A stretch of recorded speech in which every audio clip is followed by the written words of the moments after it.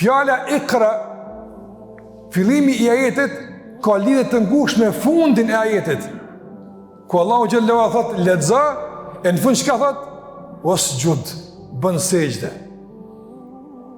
Ka njerë dëgjojmë të ndërlozër njerë që kur flasim për diturinë në Islam, për të ngrit vlerën e dijes, e ullim vlerën e adhurimit. Do në ngrit dijen, thët, me rëndësi me lexu, na duhet me përparu, nuk duhet njerëz me mësu është mu fale me agjeru.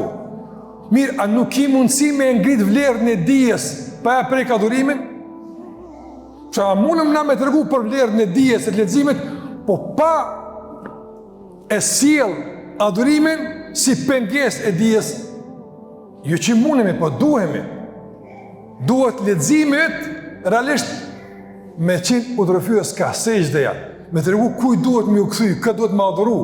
Nëse leximit ta hub orientimin e adhurimit, ta hub përkushtimin në adhurim, nuk është ai lexim që e ka kërku fjala e parë, që është shpallë. Sa është ai lexim?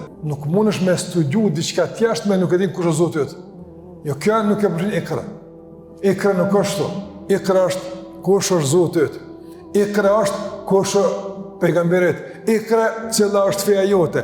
Ikra cila është qëllimi I jetës tënde. Ikra çka është halal e çka është haram. Ikra çka ki obligim, çka ki haram. Çto duhet më mësu. Me këto pastaj më mësua edhe ligjet e tjera që gjithkush profilizohet në profile ndryshme ato. Që kjo është mesatare e kërkuar. Që kjo është qasja e kompletuar. E disa në vlerësojnë skajshmërisht studimin e shkencës, ligjeve tjera. Gabim. Duke thënë se rëndësia është me njoft adhurimin, besimin, me shku në xhenet. Ja, nuk është kjo e saktë. E disa thonë që na duhet me përparu, na duhet me u zhvillu, na duhet me ngrit në shkenca dëshme. Edhe pse e lën namazin, edhe pse praktikis për shembull, domethënë çka po diun e udhëzimin, besimin Allah xhallahu ala kësaj. Edhe kjo është padyshim qasje ekstreme. Domethënë qasje që nuk është përputhje me kuptimin e kompletuar të fjalës ikra. Andaj kuptimi I kompletuar I fjalës ikra është lexo kush është Zoti yt. Lexo kush je ti, pse je I krijuar. Lexo për obligime dhe detyrime që I ke në raport me Allahun xhallahu ala.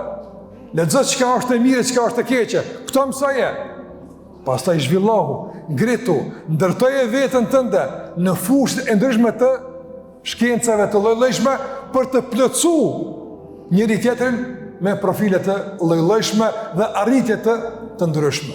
Mirë, po është absurde të ndërvëzër që njëri me ecë shumë në një fushë caktuar të dunjas, mirë po nuk e din shahadetin, nuk e din surën Fatiha, nuk e din për shembull 2-3 ngjarje elementare nga jeta e pejgamberit sallallahu alajhi wasallam. Kjo nuk është ikra.